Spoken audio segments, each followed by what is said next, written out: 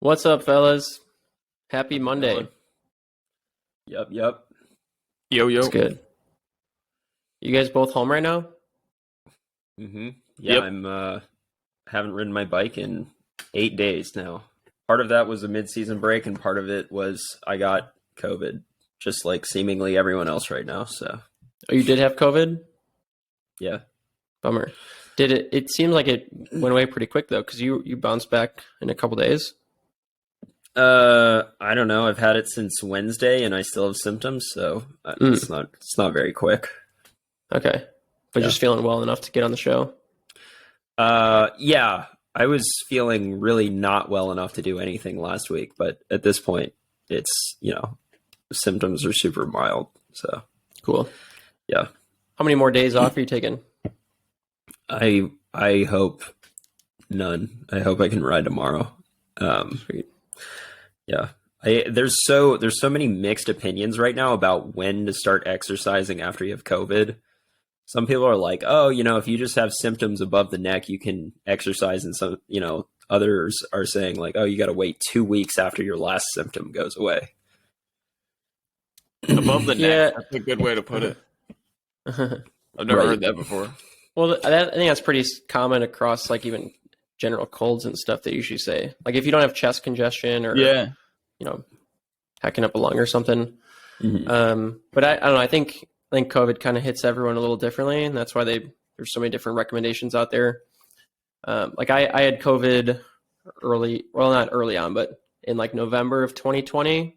Mhm. So before all the vaccines and stuff, and I was like back on the bike within a week, Mhm.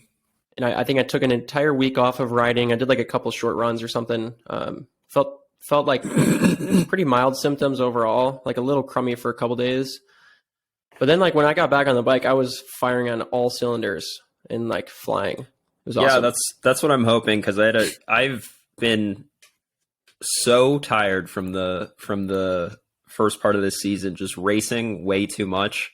And I'm hoping that when I get back on the bike after this really long period off the bike, I'll feel better for a while. Yeah, for sure. So also somehow Scott completely avoided COVID, because I got COVID from this wedding that Scott was at with me. And Scott was doing way gnarlier things than I was. Like he had his shirt off. He was on the dance floor. I mean, I That's was on the not dance totally floor true. too, but Scott was. I don't know what Scott was doing. So And I was staying at your house, so I guess Right. you wouldn't have gotten it until whenever. But yeah.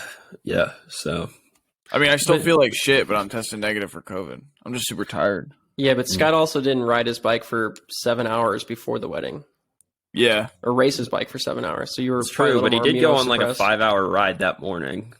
But Yeah, but not. no, that's a fair point. Yeah. Cool. Well, hopefully you'll be back soon. Yeah. And Scott, you're back home in Maryland. Yep. Gonna head down to Knoxville on Wednesday. Yeah. When's the racing start? Friday night is the crit.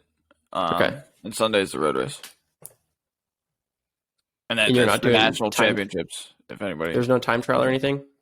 there is a time trial, but I'm not doing that. Okay. Got to save your energy for the crit. Yeah, no, I've never done the time trial. Probably never will Mhm. at nationals. Just because are you just not good at time trialing or something? That and it's like Thursday, so like if it Okay. was the last event, I might think about it. Still probably wouldn't do it. But Mm-hmm. since it's You know- the first event, it's just gonna Yeah. make me more tired. I've never done a time trial before, but it seems like a really intriguing discipline to me. I would actually love to try one. You would say that. Yeah. I don't know. It's like everything I love about bike racing, right? It's super nerdy, and you have to be very analytical, and you can't just wing it. Yeah.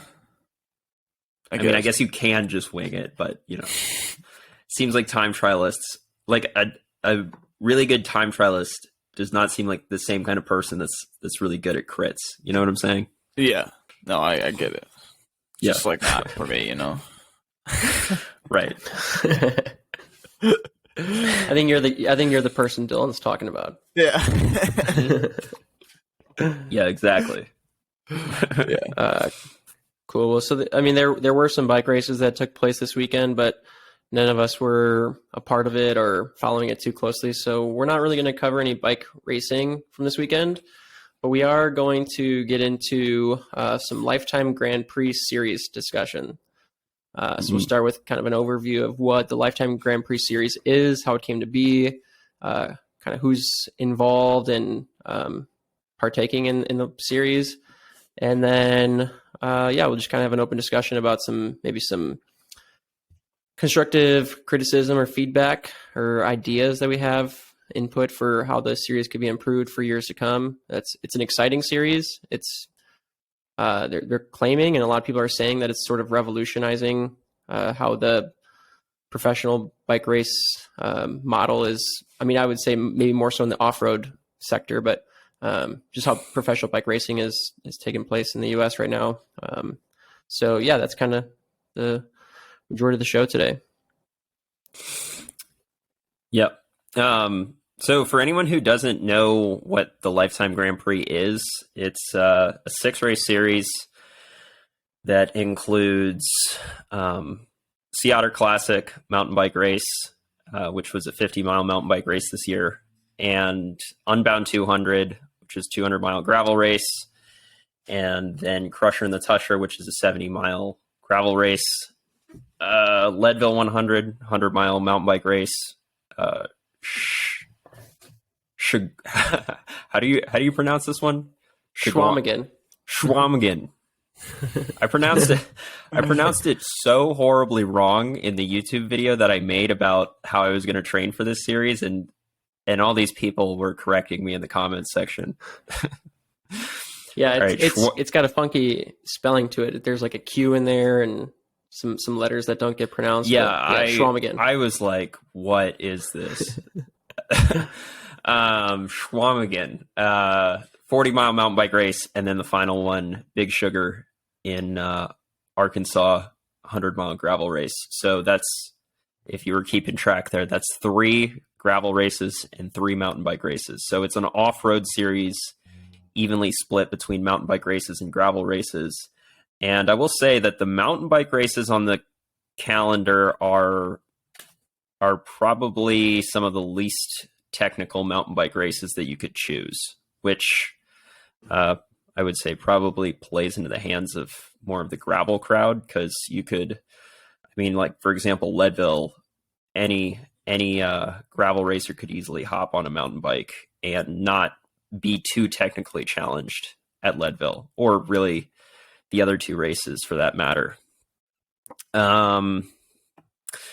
So yeah, when I first heard about this series, I think I heard rumors about the series before it was announced, but I didn't really know any details. And then as the minute it was announced, I was like taking time out of my day to apply. I was like, I have to do this, right? Because I come from mountain biking, and now I'm a professional gravel racer.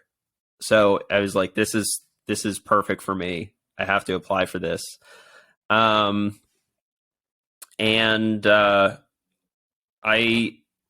guess when I got into, we can get into the application process if you guys want. When I got into the application, which was a Google form, I was kind of thinking like, oh, it'll be, they're looking at your results to decide who's getting into the series. And I guess the one thing that put me off a little bit is that they were asking about your social media presence, which should be a good thing for me, because I've got a large YouTube following. So if they're asking about social media, that's a benefit for me. But I guess just in principle, I was thinking, if you're going to have an exclusive series where you're only going to pick 30 men and 30 women, and that's the cutoff, I would prefer for it to just be based off of results and how fast you are. What I will say is that when they announced the series, I didn't necessarily see them pick anyone that I was like, what are they doing? Like, clearly they just picked that person because they've got a massive social media following or something like that. So I don't think they necessarily did a terrible job with the selection process, although it came to light a little bit later that there were some really fast riders who didn't end up getting picked for whatever reason, which is interesting. I mean, I really don't know how heavily they weighted actual results versus, I don't know, everything else they asked. And granted, they did ask other things like, how are you going to help promote cycling in the US? And if social media is part of how you're promoting cycling in the US, then if that's important to them, then perhaps that's how they're taking this into account.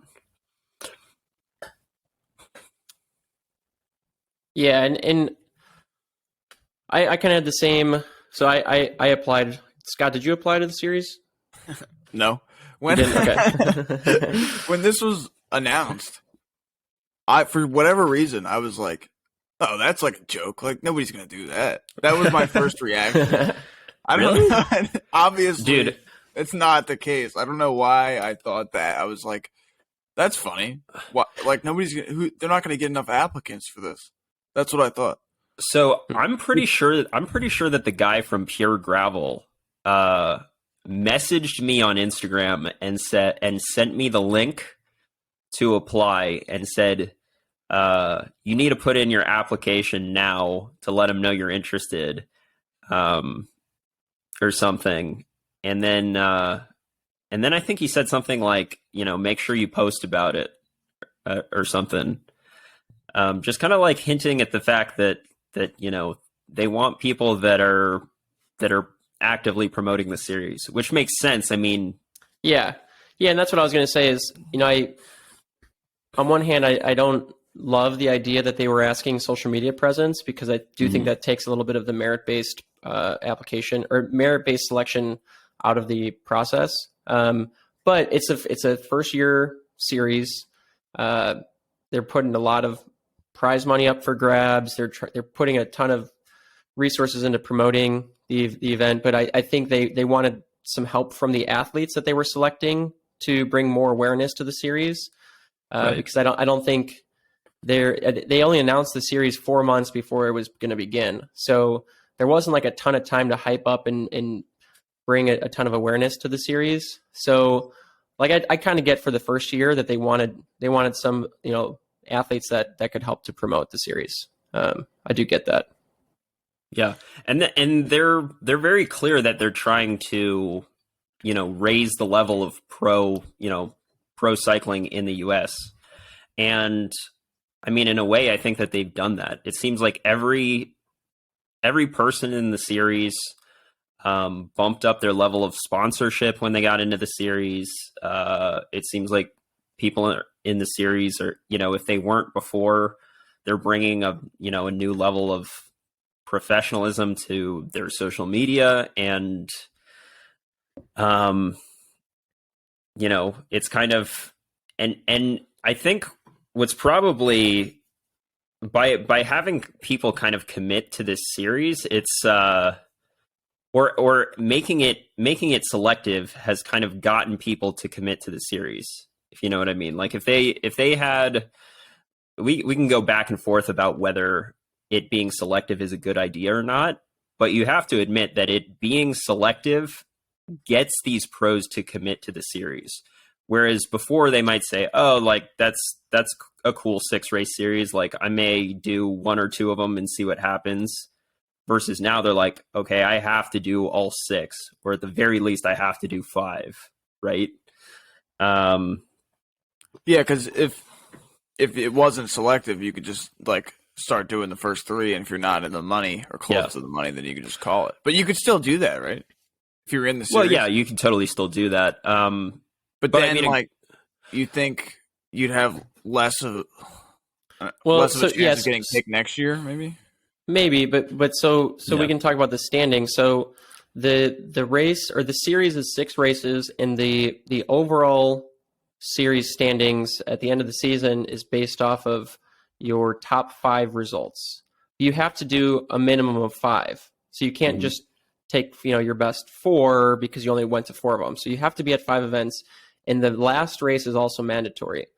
I don't know. I'm not sure with Big Sugar being mandatory if that means you have to finish. So like if someone goes and either crashes out or has a mechanical or they can't finish, like I don't know if then they're out of the series overall or if it's just required for you to be there. Dylan, I don't know if you know more details on that.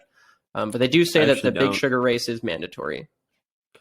Yeah, I don't know whether you have to finish. And if you do have to finish, that's it's kind of a tall order with Big Sugar because at least from last year, it seems like that's a race where race-ending mechanicals are not out of the question at all. So, yeah, for sure. I mean, if you're already top 5 in the series standings and you have to finish the race, like, do you go there with a mountain bike just to make sure that you get to the finish line to keep your standing, or do you risk it for the biscuit and try and improve your standings at the last race? I don't know.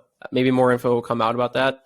But they do say that the last race is mandatory. You can select to either drop a race based on results or just by not showing up. So you can elect to just forego one of the races.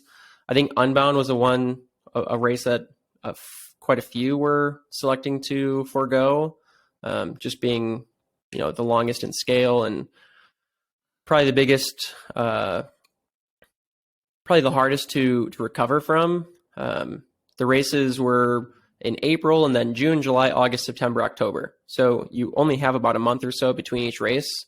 So some athletes sounded like they chose to skip Unbound to help prepare for some of the later seasons or the later races in the season.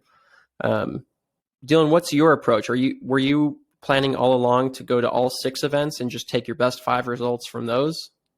Yeah, 100%. I mean, these races are ones where having some sort of issue is possible at every single one of these races. So to, voluntarily skip one and just hope for the best at 5, I don't think is a good strategy. Right. I'll be honest. When I got COVID this week, skipping Crusher, which is in 3 weeks, crossed my mind. But I'm, even if I'm not going to be altitude acclimated, and even if I'm still trying to build my fitness back up after having COVID, I still think it's worth it to get some sort of result there. Yeah, for sure. So let's go back to the application process, and kind of some of the selections that took place. So Dylan, when you say it was a Google form, and I went through this too, so I can talk about it too. What kind of thing, what kind of questions and stuff came up on that Google form that they were looking for? Yeah, so I mean, they had questions about your results and which results are you most proud of. Those are definitely the questions I was expecting to see.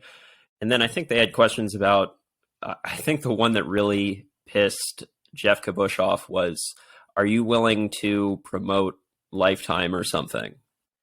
Which I think he even posted a screenshot of his answer on Twitter, and his answer was like no or something. I was like, and then of course he got super butthurt that he didn't get picked, which it's like, of course you didn't get picked, dude. And to be honest, it's like, I don't know, if you're an NBA player, you're kind of expected to promote the NBA. If you're in F1, you're kind of expected to promote F1. If you're I don't know, if you're in any sort of sporting organization, right, you're kind of expected to promote the sporting organization, right? I don't find that tall of an order. I would say that the only thing just and I don't know what their selection process was. And like I said, when I actually looked at who they picked, I was like, I don't see anyone here that necessarily doesn't belong. Like somebody here who is like purely a social media influencer and not a fast bike racer. I didn't see that. So I was actually very pleased. because I just feel like if they're going down this road where they're picking people based off of their social media presence, I don't know. I just, in principle, that kind of left a bad taste in my mouth, if you know what I'm saying. Yeah, no, I agree. They're trying to promote it as the premier kind of cycling series or professional cycling series in the U.S. So in order to do that, you expect that there's at least a high level of merit-based selection that went into the criteria. So like I said, I applied. I kind of the same reaction that you did, Dylan. So when I first saw that it was announced, I applied right away. So it's funny. At the end of 2019, so this would have been 3 years ago.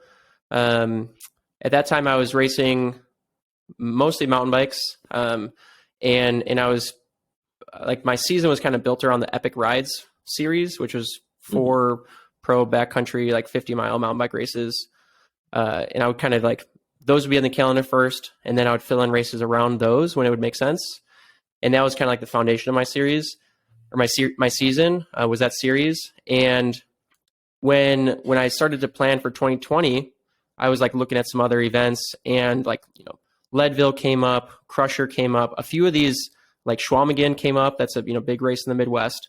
A few of these bigger lifetime events kind of were on my radar, and I was how cool would it be to put together my own lifetime series? So travel around, go to pick 8 to 10 of these lifetime events, and just have my entire season built around the Epic Ride series, and then my own lifetime series.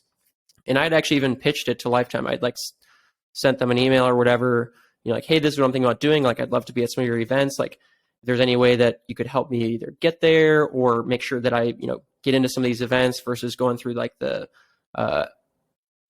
lottery system or whatever it is to get into some of the events. I was it'd be super cool. I'd love to do this, to build my season around the lifetime events. Well, I didn't hear anything, and then COVID happened. So that whole idea kind of got put to bed. And then, 2021 came around, events were still up in the air. And then before I knew it, the series came out. So I was holy crap, that's exactly what I was planning on doing. So I was stoked about it. I wasn't upset or anything. I was just this is awesome. This is exactly what I wanted to do, was put together this lifetime series, and now they did it for us. I wasn't surprised that I didn't get picked. I don't know that I would not consider myself to be one of the top 30 cyclists in the US. So I knew that the criteria was going to be the bar was set pretty high for that criteria. But I still, I don't know, I guess had hopes that maybe like Scott, maybe only 30 people would apply. So it'd be kind of a shoe-in. So you never know. So I guess we can get into a little bit of talking about or go ahead, Dylan. Were you going to say something? It is crazy how pretty much every fast cyclist that could have possibly been interested in the Lifetime series seemed like they applied for the Lifetime series. I don't know, all of them did, Keegan, Russell, Pete Stetna, Payson, all of them. They all applied for the series. No one was I'm not really interested in doing that. They were all yeah, I'm interested in that, and I'm doing it. Yeah, and I don't know if they were recruited to apply or if they did that on their own merit. But I would imagine that we're all doing this to some extent to try and make some money. So when you dangle $250,000 prize purse across men and between the men and women, you're going to get a lot of the top names to apply for it. And that's kind of what Lifetime was trying to do. They were trying to come in and shake things up, bring more resources available to the pro athletes in the U.S. at least. I don't know how many. I don't remember, Dylan. Was there a criteria that you had to be a U.S. citizen to apply? No, you definitely don't. I mean, Adam Roberge, Lawrence Oh, yeah. Tendam. Yeah, I guess, we had some from Canada. So Sophia's not a U.S. citizen, is she? I'm sure she's got dual citizenship. Yeah, maybe. No, I but don't know. on their website it says 60 of the nation's best cyclists. Yeah, so I mean, I guess they're everyone that's on the list at least is a familiar name within the North American off-road scene, or even other disciplines. So I don't think there was anyone like any foreign or international riders that made the selection that you weren't expecting to, or that you were surprised that did. So I don't know, Scott. Do you want to do we want to get into like some of our thoughts on this selection process at all? I mean, the selection process doesn't seem to be relatively fair if you're going to have an exclusive series like they do, right? Now, I think it's a whole different discussion on whether they had to make it exclusive. Yeah, their reasoning that they gave for making it exclusive, and it makes sense, is that a lot of these races in the series have a lottery. So if you're just going to open up the series to anyone, then it's kind of getting in the way of the lottery and all of that. So like Jeff Kabush's suggestion, and this was not a good suggestion in my opinion, was that they have Sea Otter be some sort of like qualifier, and then the top racers at Sea Otter automatically get picked for Unbound. And it's like, you could easily have a bad race at Sea Otter, and then then you're not able to do the rest of the series just because you had one bad race, Yeah, or maybe I mean, I guess because Unbound's the second race and that's a lottery race, but the top, you could have 3 races that are not in a lottery, and then you get the top 30 or whatever get picked for the rest of it, or maybe you have 20 spots that are guaranteed, and then you have 10 more spots, then to give somebody a chance, Oh, yeah. I was actually going to say, well, you had a good point there, and then I feel like your point had a good point got worse. All right, here's what I kind of had a light bulb moment when you just said that. Perhaps what they could do is have 30 spots guaranteed for the series, right? And then anyone else who wants to compete in the series, who's outside of that top 30, has to get in to the lottery, either by the lottery or by their by their sponsor. Basically, they're not guaranteed to get into the races if you're not in the top 30. You have to do what everybody else does to get into these races. Yeah, I don't see a reason why there would be anything wrong with that. I mean, it's Unbound and Tusher and Leadville are lotteries, right? And Big Sugar. Oh, Big Sugar is too? Yeah. I'll be honest, I don't know. I mean, I know that Unbound and Leadville are, but I don't know about the other ones. Yeah, I guess Tusher, I'm not sure. That one might just be registration based, and it sells out super quick. I know all the races sell out quick. Schwamigan might be the one exception for the pro field, because they do run that race separately, which we can maybe talk about that at some point.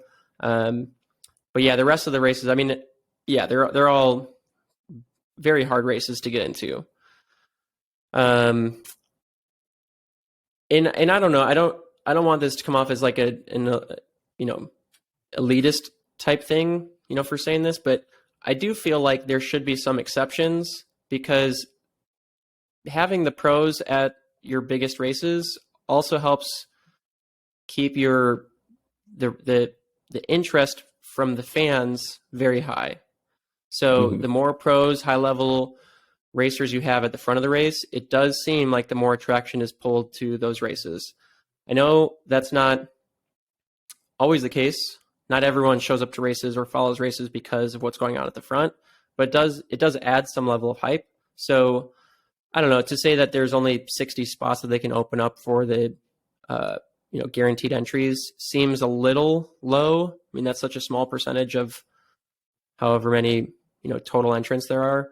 But I do get it. I mean, and especially for the first year event, I don't think they wanted to come in and say, hey, especially because most of the people had probably already applied for some of these races, or submitted their entry into the lottery. So they didn't want to just come in and say, well, now we have 200 less spots for everyday participants to get into the lottery.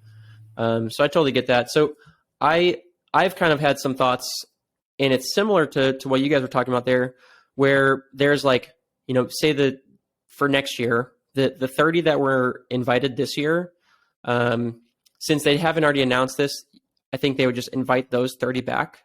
They've already created some following around you guys.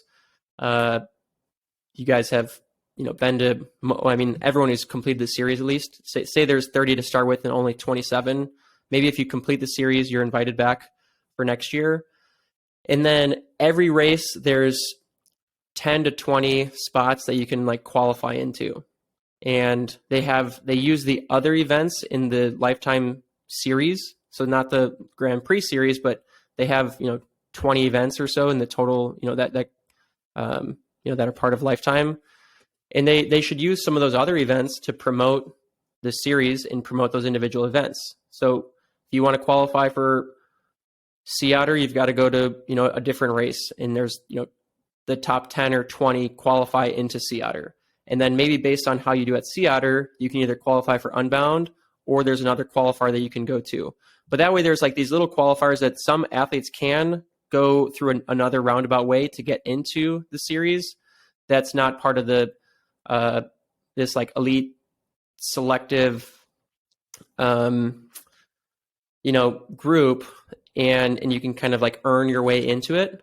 Mm-hmm. To do that, they'd probably have to rethink the overall standing and how the series is scored, because some athletes might only make it into a couple of the events. And if you want to still contribute to try and have some result in the overall series, then maybe instead of requiring you to have a minimum of 5, it actually is just your cumulative scoring or something. But I don't know. I think that would be a unique way to do it. It would open up the doors to a lot more athletes who qualify maybe from a merits-based perspective to partake in the series. And a lot of these athletes are going to be at these events anyways, right? So like, why shouldn't they just be part of the series standings? If they're going to be contributing at the races, they're going to be contributing to a lot of the social media following, the just general media of the events. They're competing for the overall standings of those individual events. They somehow should figure out a way to include those participants in the overall series standings. Mm-hmm.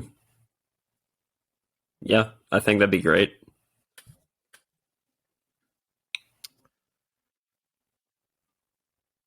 What else you guys got? I just thought it was kind of funny when they announced it, everyone started comparing it to Formula One. Mm-hmm. Even though it's like, I watched a Formula One race last night, and it's probably one of the farthest things from Formula One that I could think of. If anything, and you would know about this, Adam, if anything, it's more comparable to golf, because you can be a part of the PGA Tour, right? And you get invited to all these events. But then in that, you can be an amateur and get invited to the majors, right? And prove yourself that way and still compete for some of the prize money. Whereas in the Lifetime series, if you're not in it, you're out, right? Yeah, for sure. I mean, and that's actually kind of where I took my idea from, was like the formatting that is used in the PGA Tour or general, a lot of golf tours is, a certain percentage or number of participants at the end of a year get invited back to be members of the PGA Tour. So the top 125 golfers at the end of the season get their tour cards for the following season. Everyone else who participated, they've got to go back into the qualifying system. There are some like different levels of exemptions and things like that, but I don't think that would work here because there aren't enough events. But, so it's like everyone's competing for those top 125 spots. If so, you're guaranteed a job the next year, basically. And I think that's kind of what you could do with the Lifetime Series is like, the top 30 from the season gets invited back automatically next year. If you're not top 30, then you go back into the qualification system and try and earn your spot back onto that, into that membership. I do think it'd be cool to have more events. I think 6 events, even though like it's a long season and they're really hard events, 6 events just doesn't seem like it comprises enough of a season to make that your actual season. So like everyone that does the Lifetime Series also does a bunch of other racing. And it'd be kind of cool if it was like an exclusive, you did the Lifetime Series, you didn't have to do other races. You could just do the 12 events that are part of the Lifetime Series, and that could be your season. It'd be kind of cool if that was the case. Throwing an Unbound in there and then having a race 2 weeks later might be a tall ask, but I guess if it's the same for everyone or something.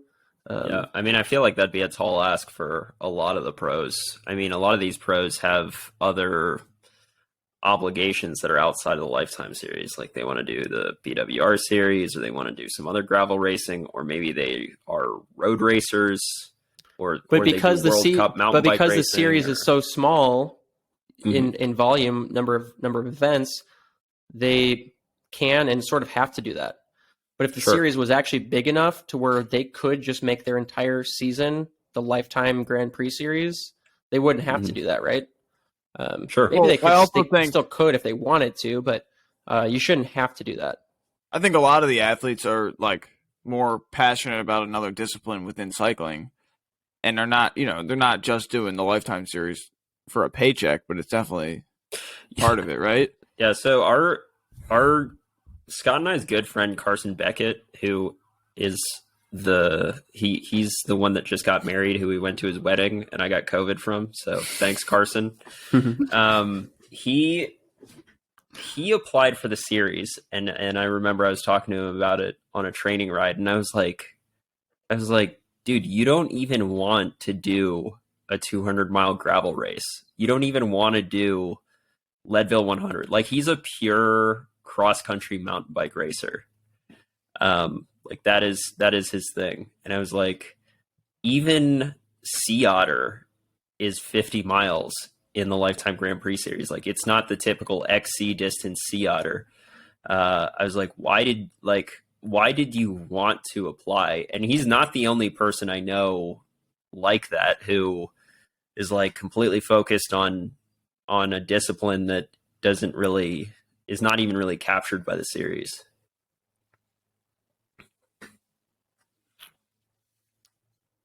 Yeah, I mean, that's a good point. In some way though, like you have to sort of set a standard for what your events are formatted like. Because you can't ask every athlete to be multidisciplinary. I mean, yeah, you're doing gravel and mountain bike, but you could realistically do all 6 events on the same bike and fare somewhat decently, right? You could do Leadville on a gravel bike. You could do Unbound on a rigid mountain bike. So they're similar enough that you don't need this huge array of ability levels and skill and different training approaches and stuff that you can kind of apply the same approach to all of the races. Schwamigen's maybe the one exception there. Like it is so short compared to Unbound, and it's way different. I mean, it's not technical. The terrain's not technical, but it's super. You're racing in packs on double track, super fast, 20 miles an hour. So it's very different than something like maybe even Sea Otter or Leadville. But in general, though, like you're not asking your gravel racers to go learn how to ride drops on a XC mountain bike course or something. So I don't know. I mean, that's you're probably not going to cater to everyone, but you're certainly. I mean, they had no shortage of applicants. I know that for the men's field, I heard that they received over 200 applicants, and they were only going to let in 20 to start with, and they expanded it to 30. So there was a pretty significant number of applicants. I don't know how many applied for the women's field, but I would guess pretty high as well. Mm-hmm. Yeah. Yeah, for sure.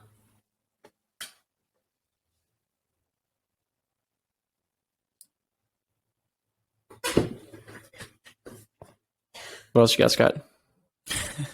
I guess we can talk about the prize purse. Sure.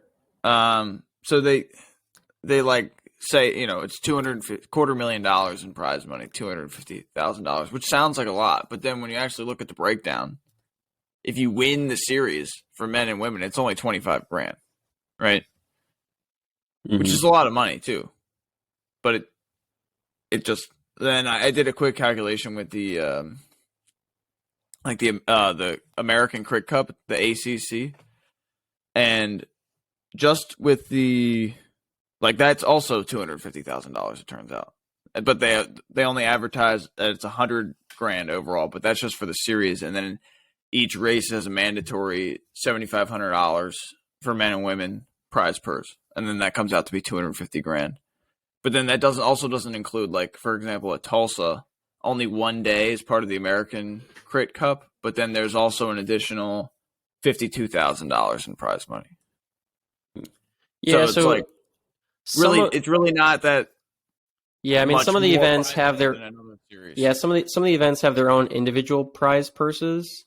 Yeah. So I don't think that's I know that's not factored into the LifeTime Grand Prix prize purse. But not all of them. Like Leadville doesn't have prize money. Unbound doesn't have prize money. I know Big Sugar does. Schwalmigan does. Tusher does. I'm not sure. Sea Otter. Dylan, do you know if that one had? Yeah, it had prize money. Okay. So, and that's fine. I mean, I think that's good. I think the prize money should still be there. But the caveat is you're also not competing against 30 or 29 other individuals for that prize money at those individual races. You're now competing against the entire field, which is going to have, 3 times that number of participants. So it's definitely not like you're guaranteed any money from each of those individual events. And it's much harder to win prize money at those individual events than relatively it is for the overall series standing because of that. Yeah, from a business perspective, so obviously Lifetime is trying to make their money back on this series. So they've got to put $250,000 down for the prize money. And then of course they got to hire a bunch of people to run the series. And I don't know how much that is, but what do you guys think? You guys think, like, if they put I have no idea how much money they would put into this, like over $1 million. You think they're making their money back?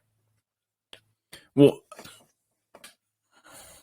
that's hard to say. That's hard to say.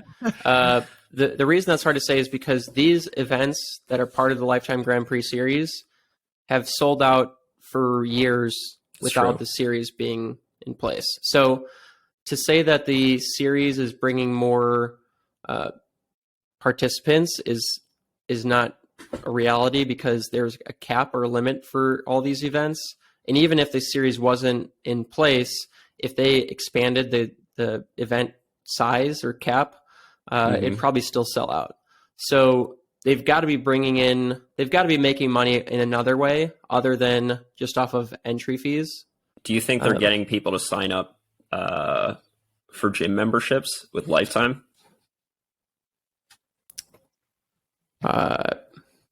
That's a great question. I have no idea.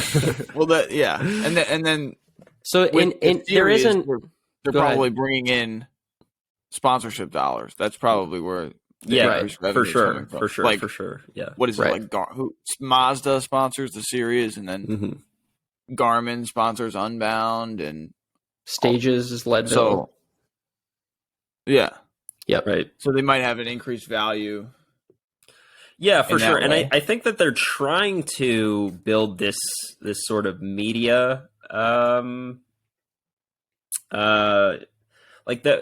got this idea that they want to make this sort of like Drive to Survive type series. For those that don't know, Drive to Survive is like the Netflix series about F1, They want to make some sort of series like that for the Lifetime series. I don't know if they're going to try to pitch it to Netflix or something. I mean, I could see them doing that. I don't know if Netflix would go for it or not. But I mean, if they went that direction, obviously that could potentially be a huge moneymaker as well.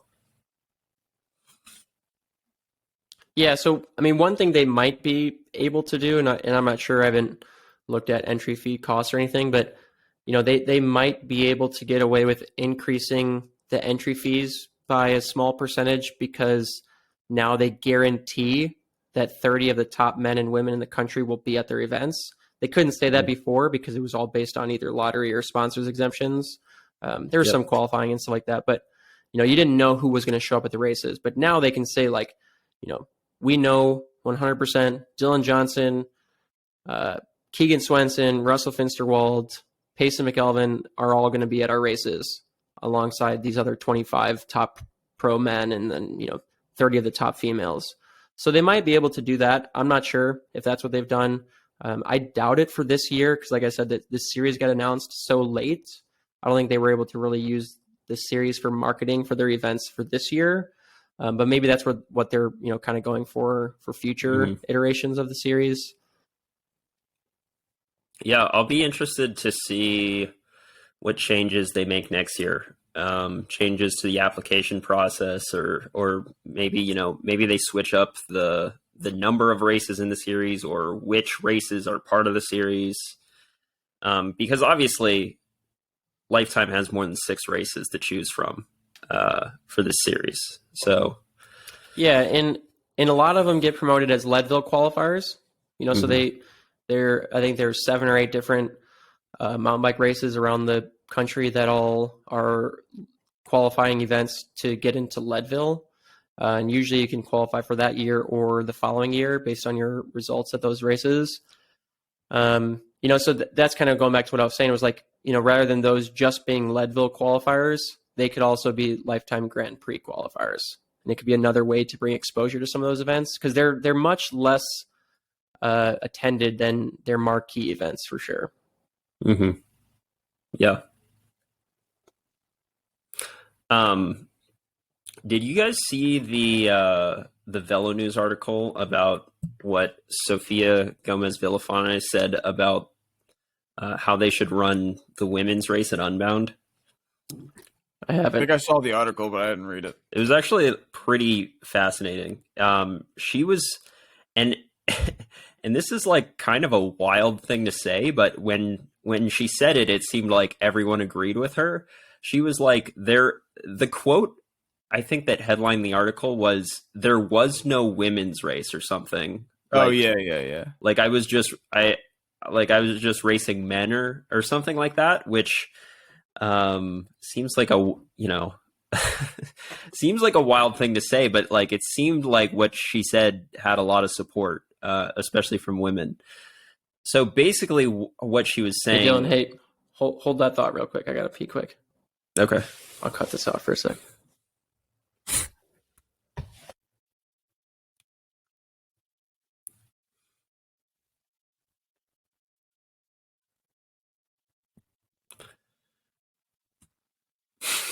Can't you just piss in a bottle or something? Yeah, what the heck, man? Now we're going to lose all our train of thought. Should we say something funny when he listens to it? Yeah, freaking grow a bigger bladder, Adam. Come on. What the heck? Wow, that was a fast pee. Dude, you're already back? My bathroom's like literally right here. Okay. Wow. All right, what were you saying? All right, so what Sophia was saying was that in the women's event is basically the way you win the women's race at Unbound and other gravel races for that matter. This is not just Unbound, but basically any gravel race that's a mass start race where men and women are starting together is you have to try to make a really elite selection of men and hope that no women are in that selection with you. And that's exactly what Sophia did at Unbound. She made a pretty elite selection of men, and no women were with her, and then she was golden. Like, I mean, you know, obviously she still has to ride her bike for 10 hours at a very fast pace. But what I'm saying is that, like, she has 15 men to work with, and it's going to be very hard for any women behind her to catch up with her, right? Which is very different to how the men's race is raced, and it's very different to how the women's race would be raced had they had separate starts, right? And what she was advocating for is that, at least for the pro women's race, like, they should do some sort of separate start. Like, maybe they should do a pro men's start and a pro women's start, and then just have everybody else do a mass start or something like that. I don't want to put words in her mouth, but I think that's generally what she was advocating for.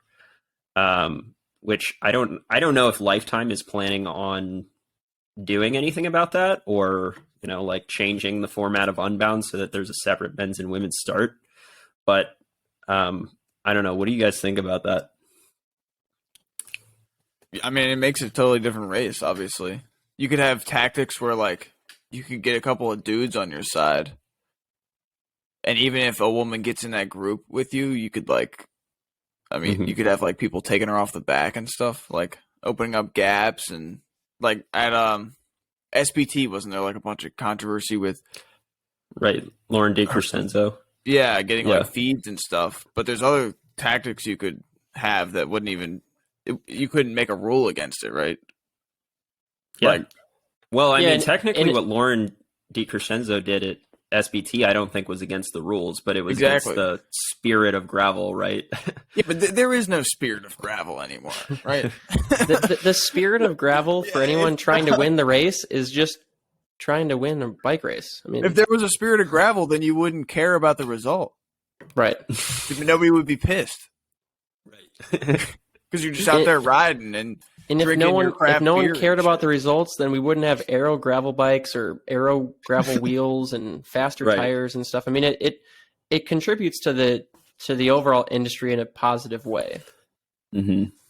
So yeah, I don't love the spirit of gravel argument, but I do like this idea of having a separate men's and women's start somehow, and also separating the pro field from the rest of the field. Yeah. And I think this goes back to expanding the series to encompass any athletes who are contributing to the results of the individual races. Mm-hmm. You know, Keegan Swenson gets second place at Unbound, but he wins the race in terms of the LifeTime Grand Prix. You know, it's kind of hard for him to hang his hat on that. He doesn't get to go out and say, you know, I won the bike race because he got 30 points for the LifeTime Grand Prix series, because he knows in his mind and his heart he didn't win the bike race. Yep. But also, like, you know, I was listening to Payson McElvin's Unbound Recap podcast. I'm not sure if we're supposed to promote other podcasts on our podcast, but I just did. It was a good show. And he was talking about how there was so much carnage at the front of the race at Unbound this year because you just had so many more people all mixed together. You know, the group was huge, rolling super fast. You had riders who were there who you knew weren't going to be there 2 hours later, but they either wanted to just be there with the pros, they were fast enough to be there in the beginning or whatever, but they didn't have the skills or the ability to stay there long term. It sucks that those people are then affecting the race in a net negative way for the end result, right? You know, some riders get crashed out by, you know, in some of those circumstances, or, you know, you miss a certain split or something, or, you know, you get a mechanical because you didn't have the you know, the sight line that you would have normally had if the group was smaller or something like that. But like, if there was some way that they could separate out this or stagger the starts, I do think that would be cool. Also, for the women, like, there was almost no media coverage during the race. They would flicker between Sophia every once in a while, and I think Lauren was she second, right? Yeah. DiCrescenzo was second. So they would flicker between them every once in a while, but you had no idea where they were at relative to each other. And they never showed like any of the other women. So you had no idea where the rest of the field was until they came through time splits. So it sucks for the women because they get no media coverage that way. And because of how the splits occur, it's really hard to cover more than one or two of the female athletes because they're not bunched together at all anymore. And there's no reason they should be. Like if I was a female in Unbound, I wouldn't want to work together with any of the other women. I'd want to try and find the strongest men around me to work with to try and advance my placing and position in the field. Yeah, for sure. It makes it very hard to cover a women's gravel race, right? And I'm not sure what the answer is, especially for Unbound. It's tough because the pros don't need more time to finish the race. It's kind of the general everyday participants who need the entirety of the day to do the race. So to send the pros off first and potentially cut off an hour that the rest of the field gets to finish the race in, that could be kind of challenging. So I'm not exactly sure what the best approach is there. I would guess if they only did like 5 or 10 minute starts, you'd probably get some people who are gung-ho and they'd ride through the women's field, which also isn't fair because now you're in the same scenario. They need to separate out enough to where the women's field and even the men's field never really gets interrupted or affected by the general. Yeah, I'm just spitballing here, and there's probably upside. Isn't that what this is? I mean, yeah, this podcast is spitballing. Yeah, we're taking this too seriously. Right, and anybody listening who's taking this really seriously, like everything that we say is something that we've thought about for the past 3 days, like really concocting this. It's like all off the top of our heads, so please don't. Yeah, we had zero notes coming into this. What if they did the pro race and the amateur race on separate days, kind of like they do at I'm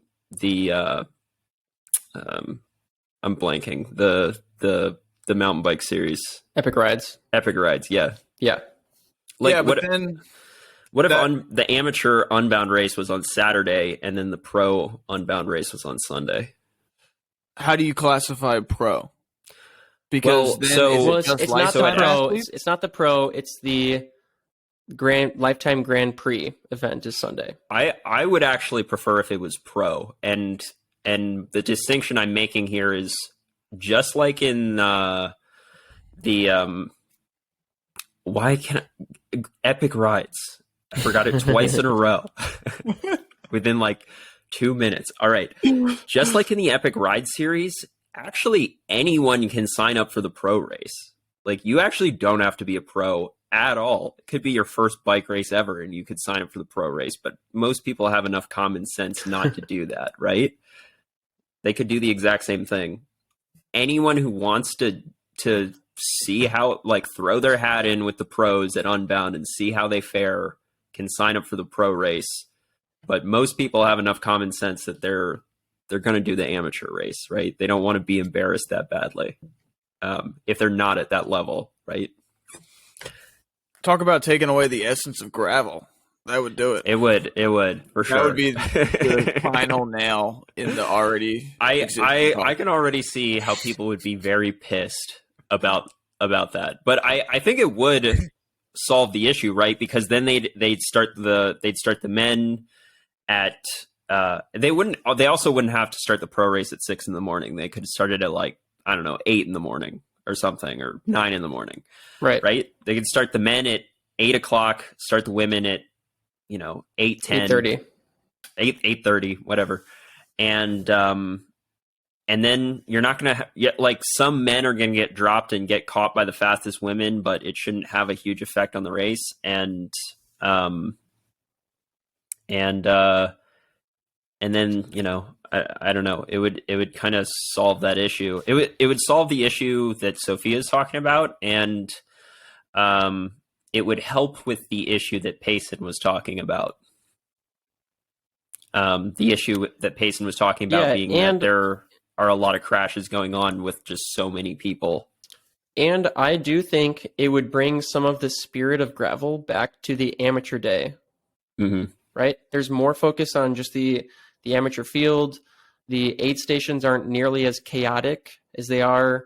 You don't have all these pro teams there with their vans and everything, taking up all the spots. So, I mean, it would put more emphasis, and that's why Epic Rides has done it. They put on their events pretty much for the amateur field, but they invite the pros there to help kind of showcase the elite aspect of the sport. So Friday night they do like this fat tire crit. That's like it's just this spectacle downtown. It's, kind of like an expo race. 20 minutes, and all the amateurs come out, line the course. It's super fun. Everyone gets to see the pros racing. Then Saturday they go out, they do their race. After their race, there's like an after party and a concert and stuff like that. Like Saturday's totally the day for everyone to just go have fun. There's people racing it for sure, but like after the race is over, it's like totally emphasizing the amateur experience. And then Sunday, it goes back to being like, pretty professional. All the pros line up. Amateurs can stick around and watch the race, which I think is really cool. At Unbound or any of these other Lifetime events, if you're doing the race as an amateur, it's cool that the pros are there, but you don't get to see them. You don't get to see them taking the lines, or picking their lines through certain sections or ripping up climbs at breakneck speeds or anything like that. You don't get to watch it. You don't get to watch the live stream. You don't get to watch on course. So you kind of miss out on that aspect. So I think it'd be cool because it would help to showcase the pros that are at these events in a way that everyone gets to spectate. And then logistically it helps things as well. So I like that idea. I think maybe Unbound would probably be the most challenging one, just because of the sheer scale of 200 miles worth of aid stations and volunteers and SAG vehicles and all that stuff. But I'm sure there's a way that they could figure it out. You wouldn't need as many resources for the next day. The pros, maybe you don't do aid stations. Maybe the pros, or maybe everything is self-supported or team supported, so they don't have any volunteers in the aid stations. They're just aid zones, feed zones basically, which is how it works in pro road racing. That's already kind of how it is at Unbound anyway. At Unbound, can you get a feed from anywhere on the course? No. Or does it have to be in the aid stations? It has to be in the aid stations. In the aid stations, yeah. Okay. I think if they changed, I would like if they changed that. What, you just get a feed every 20 miles and just carry one bottle with you the whole time? It's even more strategy, right? I mean, I guess, but you like these roads are so rural and like backwoods. Like it's hard to have. I don't know about that, man, because then Canyon would roll up every Canyon would have like some dude on a moto, and not then everybody else would be like screwed, right? Yeah. Like some people would be able to like carry one bottle with them the whole race and be, because they're getting a new bottle every 20 miles. And then some people would be completely screwed and have to carry the normal amount that you have to carry when you're doing Unbound. Yeah, it's probably a bad idea, but that's how BWR is, right? At least that's what I read in the rules. Because I was feeding you from not at the aid station every time. Yeah, but you were still like in the aid station area. A couple times I wasn't. The one you had to walk to, I was like out on the road, and I read in the rules and asked the official, you can feed from wherever. Okay. Yeah, I don't know. BWR is different, I guess. Also, at BWR, they've got a car following the front group with bottles, and they'll just give you bottles. I remember I made a YouTube video about BWR Utah, and I was talking about how I got bottles from the car, and there were like people in the comment section giving me crap about it. That's like against the rules. And I was like, I literally took a bottle from the race director. What do you mean against the rules? Yeah. All right, do you have anything else to bitch about this thing, or? Really, we didn't bitch that much. Again, for as much as I'd bitched or complained or whatever you want to call it, I'd There probably were- do the Lifetime series if I could get in, right? Yeah, I'm bitching because it's exclusive, right. and nobody likes Dude. exclusive things. Yeah, that they're not and exclusive. I think that Right. the first year having it exclusive is fine because they're trying to get the series up off the ground. Mm-hmm. But there needs to be one some thing sort I've of been delegation system. I've been super disappointed with is I feel like the media presence around these 30 men and women has been really poor. Mm. They were trying to, like you said, they were what's called Drive for Speed or something. Drive to survive. Drive to survive. Drive to Survive. They're trying to kind of do a spin-off of something like that. Well, that might come out later, but yeah. Maybe, but if you're trying to create a following around these 30 exclusive, selective individuals in the men's and women's fields, I feel like they need to do more to promote the individuals. I haven't seen anything come out about they maybe did one post who you were, Dylan, but it should be like every week they should be like doing interviews and what happened and what's going on in the day of the life of Keegan Swenson this week. I feel like there's just not been a ton of that, and I think maybe that's where they were selective with some of their individuals who had higher social media presence because they wanted those individuals to help bring media, hype and presence to the series. But I do feel like they could do a much better job of promoting the individuals and creating stories around those individuals throughout the series to give someone something to follow. Here's my other, idea or something. I think we need to get rid of number plates in the pro field, especially. It's absurd that you spend all this money, all this resource on having this super fast aero equipment, and then you put this flag on the front of the bike. Mm-hmm. Dylan puts it on the side sometimes. Get away with that, I guess. It's ridiculous. Why can't you just put a number on your back? No, everyone should have a custom jersey that has your number. Everyone should get a number. That'd be so cool. That's like every other pro sport. They have numbers, and it's awesome. Especially when it's exclusive. Totally. It's only 60 athletes. It's only 60 jerseys you have to make. And you can and you sell those You can jerseys. Someone likes Dylan. They follow his YouTube channel. 50,000 jerseys sold because of Dylan Johnson wearing number 17. Something like that. I think they totally dropped the ball on doing something like that. And that's Lifetime. That's my number one idea is we need to get rid of number plates. Everyone needs to have a jersey, and we need to sell those jerseys. I think the new way that I've been putting my number on my bike is actually making it more aerodynamic. So keep the numbers. You can still put a number on, I guess, if you want. But Sure. Yeah. What do you think? You think they're going to ban aero bars? Because that's what Payson was suggesting. He was suggesting that maybe they ban aero bars for the pros. Who cares? I think they just I think they need to just there just needs to be the rules, and whatever the rules are, you follow them. So the rules are that you can use aero bars, then you can follow that. Yeah. If the rule is safety or the reason is safety, they need to close the roads first. That's the most dangerous thing. Well, right? I don't know of any of the Lifetime races where the open roads is actually at Unbound. Yeah. There's not, dude.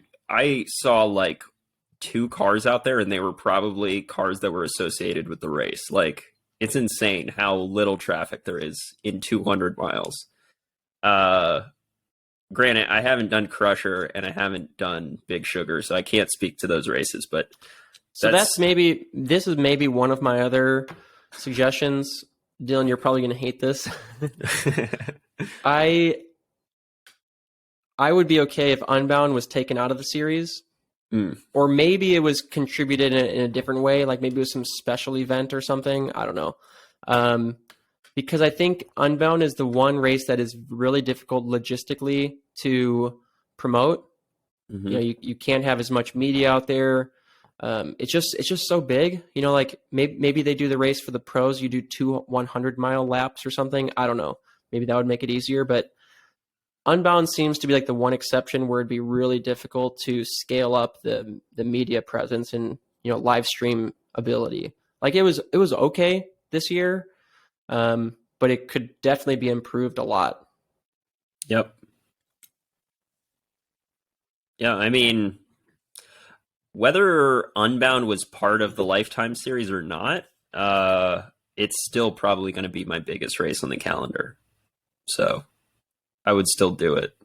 And it would, if like, let's say Unbound was not part of the series, it would still be an A race for me, 100%.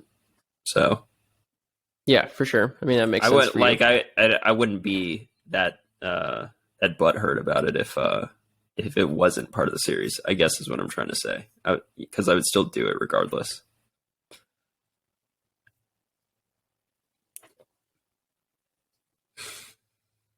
Anything else to bitch about? That's probably it, I guess. I mean, hopefully if anyone does actually listen to this, they appreciate what we're saying, because like we're trying to, at least, I mean, I think the three of us are, we all think the Lifetime Grand Prix is doing something positive for the sport. Mm-hmm. Pro cycling has a long way to go before it's going to be even close to a mainstream media professional sport. So Lifetime coming in and trying to revamp things, I think is really cool. We're just trying to give some ideas for how they could hopefully make it better in the future, because hopefully it sticks around. Hopefully this isn't a one-off, one-and-done thing. Seems like it's been well received by the athletes and followers alike. So that hopefully is a good sign that it'll be brought back for multiple years to come. Yeah, and I mean, it's not, it's not unheard of for big series like this to be around for a couple years and then fade away. I mean, that's exactly what happened to the Epic Ride series. And I've talked to people who've been in the sport for way longer than I have, and there's plenty of series going back that have done the exact same thing. It's really sad that the Epic Ride series kind of faded away, because I almost felt like Epic Rides was doing everything right. For sure. I mean, I was actually like literally sad about it, because like I said, that was a series that I formed my season around. So I was really bummed about that, but and I don't know if Lifetime coming in, like, I don't know if they knew about Epic Ride series going under, and then that's when they decided to do their thing, or if it just coincidentally, because it was like literally Lifetime Grand Prix was announced within a week of the Epic Ride's demise being announced. So it was interesting. Yeah. Yeah. I don't know. I mean, we hope it stays. We like what's going on. Love to see it grow and expand and get better each year. And Lifetime, if you're interested, reach out. Got more ideas. I'm sure they get plenty of suggestions. We didn't even talk about the point system, but we'll save that for maybe a recap episode or something. From one of the next events, because that's another thing. Talk about that. Cool. Oh well. We'll see if this one goes good.